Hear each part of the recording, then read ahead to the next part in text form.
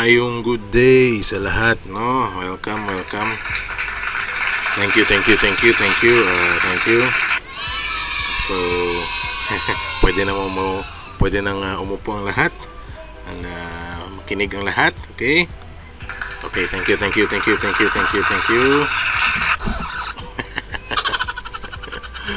Parang nag-upgrade na tayo ngayon ng mga sound effects, ah.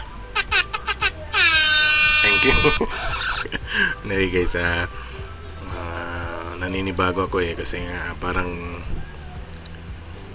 kinareer ko na tong video na to eh. Anyway, balik tayo guys, no?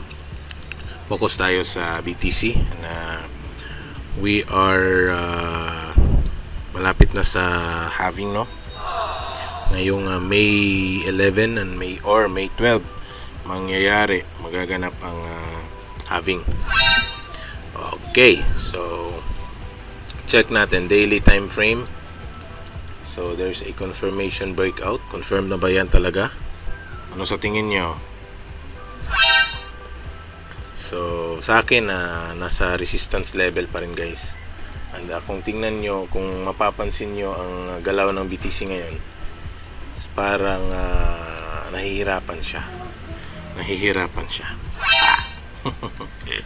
Nahihirapan siyang basagin ang resistance level. I don't know if it's just parang iipon lang siya ng force or talagang babagsak na siya. Tingnan natin. So when we look sa lower time frame guys, okay, tingnan natin lower time frame sa 1 hour. Direct tayo sa 1 hour guys, kasi balik 4 hours. Tingnan natin muna sa 4 hours. Okay, kung tingnan nyo dito guys, okay, tingnan nyo ang area, tingnan nyo ang dyan na area guys. Compared nyo dyan dito ngayon, ngayong area nito dito, diba pare-pareho lang? Ano sa tingin nyo? Ano sa tingin nyo? Pareho lang ba? Check the volume. Tingnan natin sa RSI. Ang RSI ko dito guys ay hinanap ko lang dito yan sa mga indicator ng trading view eh. So okay, dito sa akin na meron kasi itong volume, kasi itong parang shade dito yung part eh. So pag green yan, may malakas na volume yan sa mga buyers dyan. Pag red naman, may sellers naman na volume. Alright, okay, so tingnan natin dito, malakas ang volume sa green. Tsaka kung i-compare naman natin yan dito guys, malakas din yan. Parang pare-pareho lang talaga sila, no? So tingnan natin. Okay, so pero ang confirmation talaga dyan na masasabi natin na hindi sila pareho once ma-break tong resistance level na to. Okay, so yan lang muna ang confirmation natin. Huwag munang diretso FOMO, baka ma-FOMO tayo. Bibili tayo dito sa pinakataas na, tapos natatakot tayo bumili dito nung maliit pa lang. Okay, but anyway, maraming nagsasabi ng mga big investors na we are still early in buying Bitcoin. Nasa early stage pa rin pala daw tayo. So okay, kasi nga tiningnan nila yan dito sa monthly. Nakikita ko yan sa monthly na time frame dito sa Bitstamp. Kasi kung tingnan natin guys, ito para ma-inspire tayo dito guys. Huwag tayo mawalan ng hope. Ang daming aso guys, no? Narinig nyo ba dyan ng aso? Daming aso sa labas. Alright, so ito, tingnan natin yung ascending channel. Tingnan mo nga yan guys. Ito yung first halving, second halving, at ito ngayong palapit na third halving. Kung tingnan nyo, may swing high talaga yan dyan guys. Swing low, swing high, swing low, swing high. So, nag-swing. No, right? So, kung tingnan nyo ang percentage, okay, kasi naka-logarithmic view ang chart natin. Parang pareho lang, no? Pero pag percentage natin yan, simula sa halving hanggang sa all-time high niya, nasa, wow, 12,000%, oh, 12,000% yan. Sa second halving, all-time high niya, nasa 3,000 or 35%, yun, 34%, 3,400%. Wow. Sa third halving kaya, okay? So,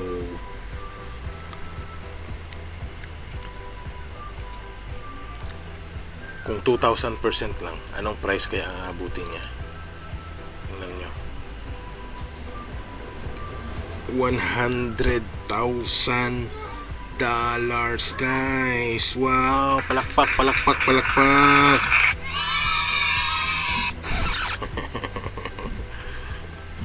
Okay. Nahuli yung tawa. Alright. Okay, so balik tayo. Yun yung parang vision, no, ng Bitcoin, no, na target niya dito abutin tong 100,000 na to. In a couple of months, it's possible talaga sa BTC. But anyway, sa ngayon, tingnan natin sa ngayon. Ang 1 hour, meron ako nakitang harmonic pattern. Of course, mayroon na talaga, no, parang ang harmonic pattern is just the same, no, sa Elliott wave na may mga ginagamitan pa rin siya ng Fibonacci. Okay, so ituturo ko sa inyo ngayon ang harmonic pattern. Okay, so specifically itong pattern na itong XABCD pattern, right?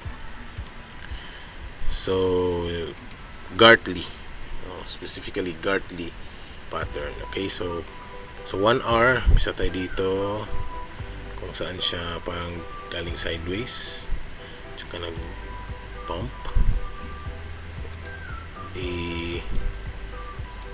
So going tayo sa D niya na, no, D leg. Okay, so kung basihan natin, no, bakit meron kasi ang mga rules talaga, mga rules, okay, saan to dapat ang B, saan to mga legs na dapat validate pa siya or invalid na, ganun. So i-check natin ang A-B leg, itong A to B, okay, dapat gamitan natin yan ng Fibonacci. Okay. So, kung dito yan, sorry. Tingnan natin to ang X, pwede yan dito, okay. So kung ang A is dapat AB leg is retracement ng X to A, and it's supposed to be hindi na siya pwede, dapat kasi sa 61 to 78 lang pwede. Kaya nga dito ko nilagay. Pwede naman yan kasi nga may drop dito, may retracement naman nangyari dyan. So kung saan siya last na parang nag-retrace, no, retrace dyan, to candlestick na nag-retrace, pwede na yan, valid na din yan. So dito tayo, ayan, pasok na siya ang B-leg, kasi ang B-leg dapat 0.618 to 0.78. Okay, so valid. Okay,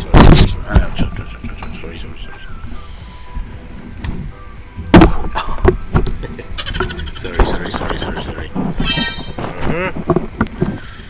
Sorry. Palakpak.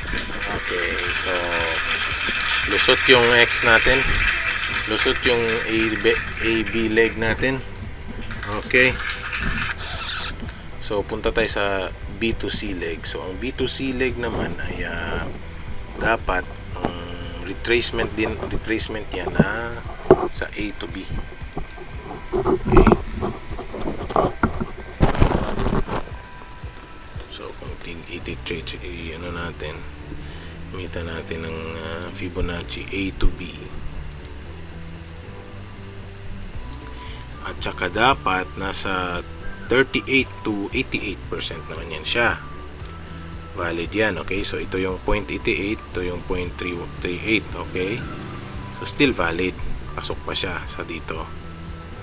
So mamaya, okay, yan.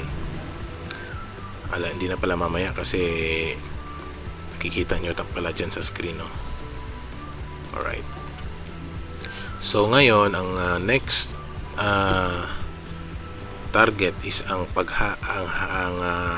kung saan magda-drop ang CD leg, okay? Itong point na to sa D, okay? Ang D naman is ito yung leg extension, okay? So extension yun na Fibonacci dito sa A to B, then babalik sa A. Yan. And it should be sa 1.27 to 1.618. So dito na range yan. And tamang-tama sa resistance level, no? Tamang-tama sa resistance level na. Ayan guys, no? Yan. So kung aabot yan dito, for sure, magwi-weak yan hanggang 9.5. Ganun, parang ganun, no? Weak sa 9.5. So, to be safe, 9.6 or 9.550 yung target niya na babaan. Okay?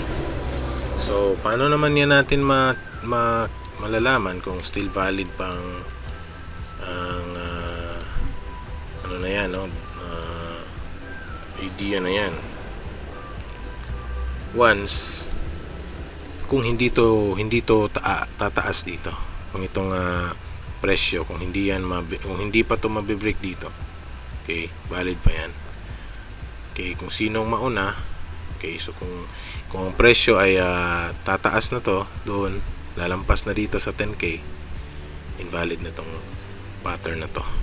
So check din natin po ang RSI. So momentum nasa below 50 ang RSI. So possible talaga guys, bababa pa tong presyo na to hanggang 9.5. Right, so tingnan mo RSI, momentum 50, na retrace siya dito. Ang i-zoom in natin tong RSI na to. Ito yung red ang RSI niya, no? So ito yung moving average.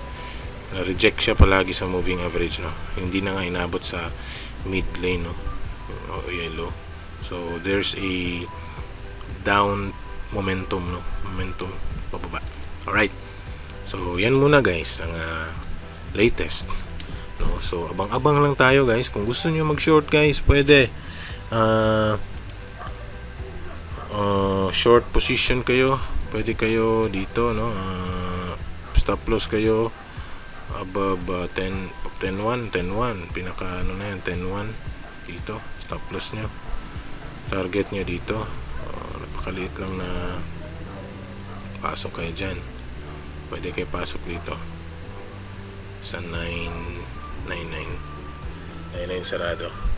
Akit pa yan. Napaka tight, napaka ano ng risk reward. Pwede na mababaan natin ng stop loss hanggang 10,050. Hindi naman niya inabot 10,000. So breakout na din yan, no?